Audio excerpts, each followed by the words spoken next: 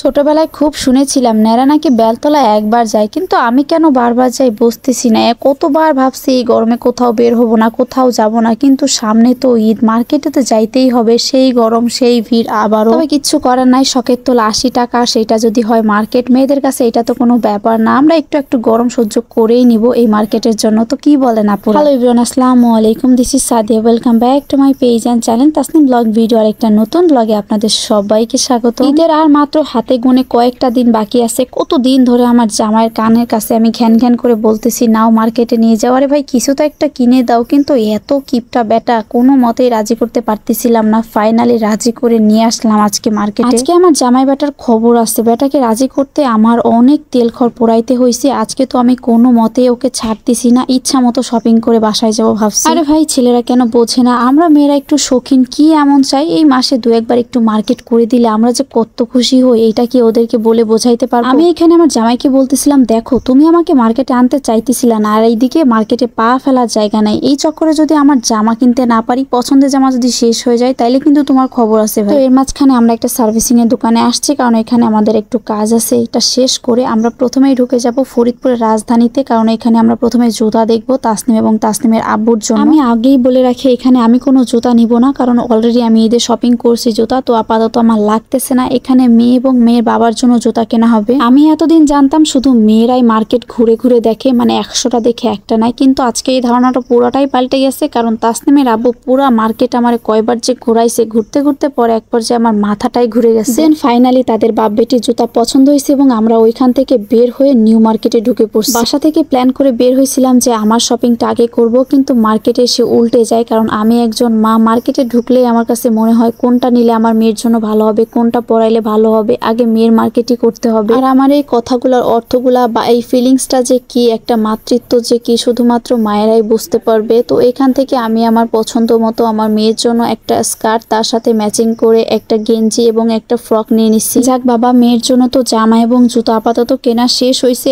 এখন চলে যাব আমি আমার মার্কেট করার জন্য। আর বিশ্বাস করেন ভাই, আমার এই জামাটা দেখা মাত্রই পছন্দ হয়েছে। মাত্র 5 মিনিট সময় লাগছে সর্বোচ্চ আমার মার্কেটটা করার জন্য। কি একটা অবস্থা দেখেন ভাই, আমি মনে করছিলাম আমার মার্কেট করতে সবচাইতে বেশি সময় লাগবে, সেই আমারই সবচাইতে কম সময় লাগছে। এত এক্সাইটমেন্ট ছিল। আর এই দোকান থেকে আমি আর তাসনিমের আব্বু পছন্দ করে এই শাড়িটা নিছি। এই শাড়িটা কার জন্য নিছি বা কিসের জন্য নিছি আপাতত বলতেছি না, বাট আমার খুব প্রিয় একটা মানুষের জন্য নিছি, এটা বলে দিলাম। শাড়িটা প্যাক করে মার্কেট থেকে বের হতেই চোখে পড়ে এই চুড়ি আর মেহেদির দোকান। এখান থেকে আমার মেয়ের জন্য চুড়ি নিতে চাইছিলাম, বাট পরে পরায় দেখি যে ওর হাতে কোনো সাইজই ছিল না। যাই হোক, সামনে একটা ওড়নার দোকান দেখলাম, সেখান থেকে আমার পছন্দ মতো দুইটা ওড়না নিয়ে বাসার দিকে রওনা দিয়ে দিব। এর মাঝখানে তাসনিমের আপু দুইটা প্যান্টও নিছিল, বাট ওইটার ভিডিও করতে আমি আসলে ভুলে গেছি। তো আলহামদুলিল্লাহ আমরা সহ আমাদের মার্কেট এই গরমের ভিতরে খুব ভালোভাবে বাসায় পৌঁছাইতে পারছি। আল্লাহ হাফেজ।